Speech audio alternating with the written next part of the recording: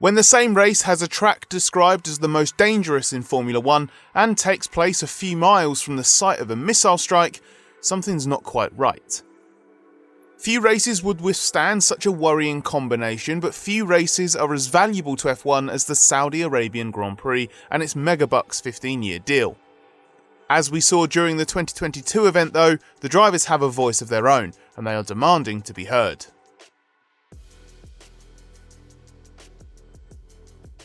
The safety of the Jeddah circuit has been in the spotlight since it joined the calendar last year with a rapid construction and a last-minute FIA homologation. It's popular with drivers as an individual challenge and can produce entertaining racing, but there are specific concerns with it. The track has been built to be the fastest street circuit in F1 and is lined with a number of concrete walls which impair visibility and leave no margin for error. World champion Max Verstappen is one of many drivers who has been critical of some elements of the design, in particular the bending straights, which he says he doesn't understand. In his words, if it's going to be flat out anyway, just design it straight, it's safer for everyone. Saudi Arabia's inaugural race in 2021 was chaotic with 2 red flags, and changes were promised for the second event to open the track up a bit and improve the driver's line of sight through the corners. But it was already clear at the start of the 2022 weekend that drivers felt these amendments didn't go far enough.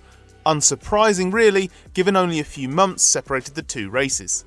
Poleman Sergio Perez labelled the track dangerous without reason last December and reiterated that view this year, calling it definitely the most dangerous place on the calendar. Over the 2022 weekend, it became clear that drivers also want a specific circuit modification after 2 heavy accidents caused by cars bottoming out on the same curb. Mick Schumacher missed the Grand Prix after a huge crash in qualifying when he lost control on the exit curb after the turn 9-10Ss.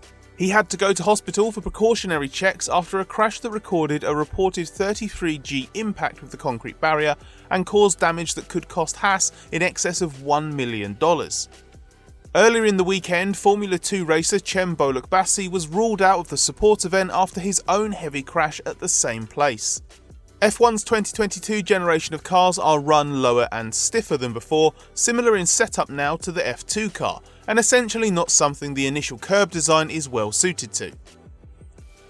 McLaren's Lando Norris even advocated a mid-weekend change to the curb, although no changes were made for Sunday's race.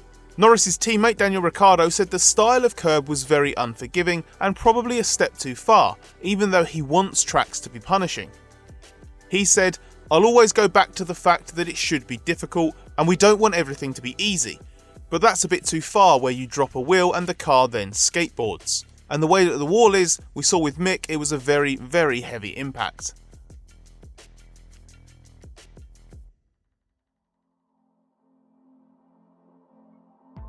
Separate to the issue of on-track safety was the high-profile matter of a nearby missile attack during the 2022 event. F1's second trip to Saudi Arabia coincided with a third wave of attacks from the Yemen rebel Houthi group the country is at war with. This conflict between the Houthis and a Saudi-led coalition is in its 8th year, so was well known to F1 when it signed a 15-year deal beginning in 2021. A missile strike on an Aramco oil facility around 6 miles from the circuit almost led to the drivers forcing the race to be called off, as some expressed serious concern over whether it was safe to continue. Despite a warning from the Houthi rebels that its retaliatory attacks in Saudi would escalate, F1 decided to press on with the race in Jeddah after an extraordinary and hours-long meeting of the drivers into the early hours of Saturday morning. This was based on assurances from the authorities that national intelligence indicated there were no civilian targets, only state infrastructure and specifically Aramco facilities. Plus, heightened security was already in place around the event following the recent Houthi attacks that is believed to have included an extensive anti-missile defense system. These reassurances came during a meeting between team bosses and drivers with senior F1 and FIA figures, including F1 CEO Stefano Domenicali and FIA President Mohammed Ben Sulayem. That ended fairly quickly after around half an hour with a public declaration the teams had unanimously agreed to race. But the drivers then held a separate discussion after the drivers' briefing that concluded past 2 AM local time. Eventually, they were also unanimously convinced to take part in the rest of the event, but several drivers have since made it clear that the matter is not settled. Some in the paddock were even of the view that those who accepted the need to race only did so with a promise that F1 would review the future of the Grand Prix afterwards. Saudi Arabia has a long-term lucrative deal with the race set to be held in Jeddah for the next few years before a planned move to a new purpose-built facility in Qiddiya.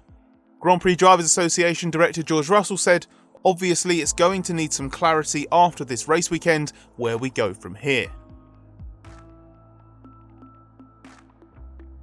There was a school of thought after F1's first visit to Saudi Arabia last year that the scrutiny over the controversial race would fade as the race is normalised. The human rights issue still exists, but it's one F1 was braced for last December and had stock answers to. In fact, it still does. Now a missile strike so close and so aggressive that drivers could see signs of the fire it caused while on track during practice brought another issue front and centre and made it clear that there are complicated feelings about this Grand Prix.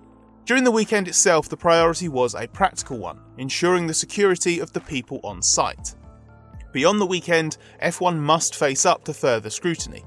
The Saudi deal is a huge one for Formula 1 and goes beyond the Grand Prix, as Aramco is a sponsor of the championship and other races and assists F1 with the development of sustainable fuels.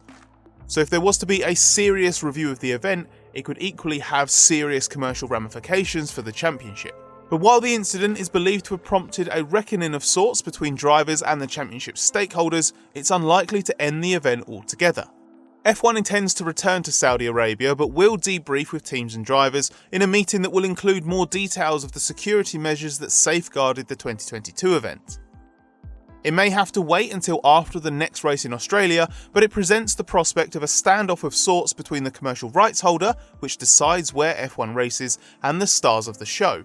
The popular justification from senior figures in F1 is that it should come to Saudi Arabia, showcase the region and its flaws, and accept the associated problems in the meantime to help make it a better place. But F1's business is in no way altruistic, as it's all about the commercial benefits. That was never going to be an easy line for F1 to tread. Now though, several drivers seem genuinely uncomfortable about the prospect of going back.